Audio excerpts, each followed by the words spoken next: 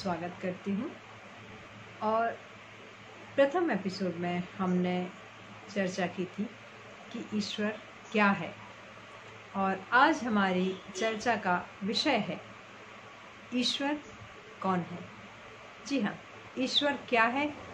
इस प्रश्न का उत्तर कुछ इस तरह से था, वो शक्ति जो कि सर्वत्र विद्यमान है, वो शक्ति जो सर्व शक्तिशाली है, वो शक्ति जो हर चीज़ों की ज्ञाता है, वो शक्ति जिसे या ये यूँ कहें जिसमें कोई भी ऐसी प्रवृत्ति नहीं होती है जो प्रवृत्तियाँ आम तौर पर एक मानव में पाई जाती हैं। हमने ये बात की थी कि ईश्वर पुरुष विशेष है, यानी कि जो शक्ति मानव जीवन की बुराइयों पर जीत पा लेती है, मानव जीवन की जितनी भी बुराइयां हैं, काम क्रोध मद लोभ, इन सभी पर विजय पा लेती है, वो शक्ति, वो पुरुष विशेष को ही हम ईश्वर कहते हैं। तो ईश्वर को, इस शब्द को परिभाषित करने के लिए कोई एक शब्द या परिभाषा पूर्ण नहीं है, लेकिन ये आपके मन की भावना है जो ये अनुभव कर पाती हैं कि ईश्वर कहाँ है, क्या है, कैसा है, किस रूप में है। जी हाँ, तो हम यूँ कह सकते हैं, ईश्वर आपके मन का विश्वास है। ईश्वर वो शक्ति है जो कण कण में विद्यमान है। और ईश्वर को समझने के लिए सबसे ज़्यादा आवश्यक चीज़ जो है वो हम इस तरह से समझ सकते हैं कि एक माँ के जो गुण होते हैं, माँ अपने बच्चों को पैदा करती है, माँ बच्चों का पालन पोषण करती है, माँ बच्चों की देख रेख करती है, बच्चों में सारी आदतें सिखाती है, उन सभी का विकास करती है, उन्हें गाइड करती है, निर्देशित करती है, कब क्या करना है, क्या नहीं करना है, कौन सा कार्य अनुकूल है और कौन सा कार्य प्रतिकूल। इस तरह से आप समझ सकते हैं कि ईश्वर कौन है का उत्तर भी यही होगा कि ईश्वर माँ समान है। इसीलिए हमारे समाज में माँ को ईश्वर का दर्जा दिया है। माँ के अंदर जो गुण होते हैं वो गुण शांति स्थापित करने वाले होते हैं, वो गुण संतुष्टि देने वाले होते हैं, जबकि पिता का गुण होता है अधिपत्य स्थापित करना। और आप जानते हैं, अधिपत्य स्थापित करने के लिए आपको युद्ध का सहारा भी लेना होता है।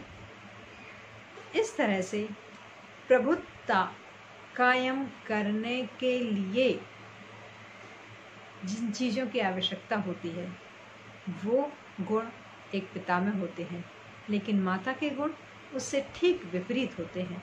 वो कभी ये नहीं चाहती कि किसी भी तरह का युद्ध हो, किसी भी तरह की अशांति हो, किसी भी तरह का कलह हो और किसी भी तरह की असंतुष्टि बच्चों के मन में आए। इसीलिए माँ को ईश्वर का रूप कहा गया है। और ईश्वर की यदि हमें परिभाषा या ईश्वर कौन है ये जानना है तो यही सबसे सरल परिभाषा है कि यदि आप एक माँ के बारे में समझ सकते हैं तो आप ईश्वर कौन है इसका उत्तर भी आपको मिल जाएगा, क्योंकि संपूर्ण सृष्टि का रचयिता ईश्वर ही है। ईश्वर खुद तो अजन्मा है, लेकिन क्योंकि जो जन्म लिए वो ईश्वर के अवतार हैं, अनेकों अवतार हैं, लेकिन ईश्वर खुद अजन्मा है।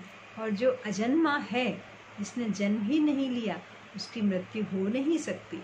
इसलिए ईश्वर खुद तो अजन्मा है, लेकिन उसने प्रकृति में हर इंसान, हर मानव को जन्म दिया है। और जिसने जन्म दिया है उसने उनके पालन पोषण की जिम्मेदारी भी ली है। उसने उनके भले बुरे की सारी बातें की जिम्मेदारी भी ली है।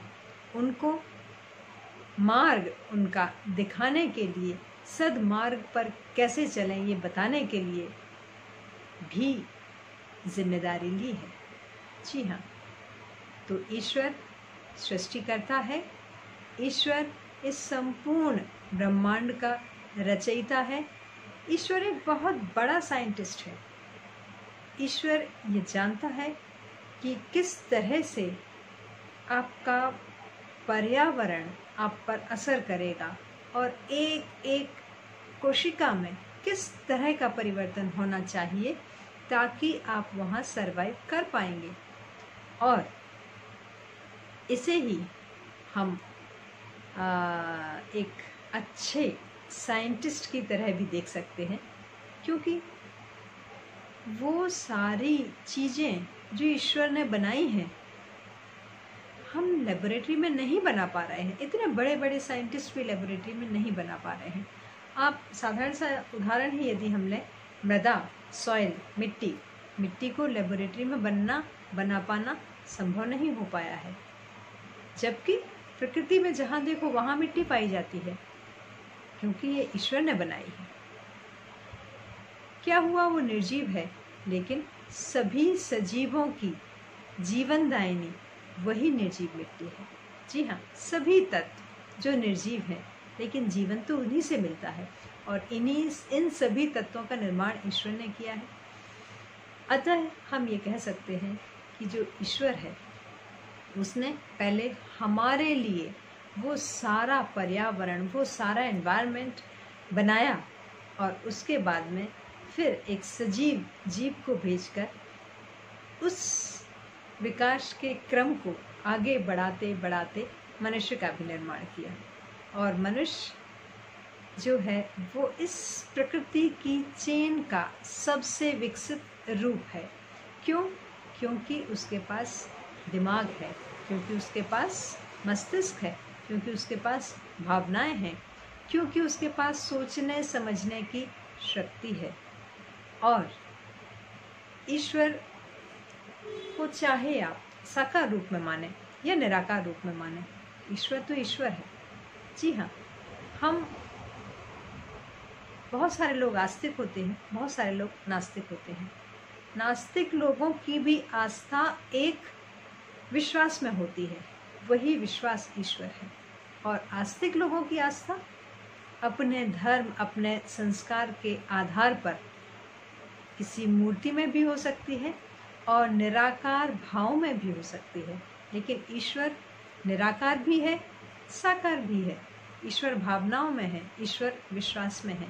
ईश्वर ऐसी शक्ति है जिसने संसार को बनाया है और इसी कारण संसार को पालन करने की जिम्मेदारी भी उसी की है, सद्मार्ग पर चलाने की जिम्मेदारी भी उसी की है। अतः वही शक्ति जो कि अदृश्य भी है, लेकिन यदि आप उसको महसूस करना चाहें, उसकी आराधना करना चाहें, साधना करना चाहें, तो उसे आप साकार रूप में भी देख पाते हैं। जी हाँ, वही भावना ईश्वर है। नमस्कार।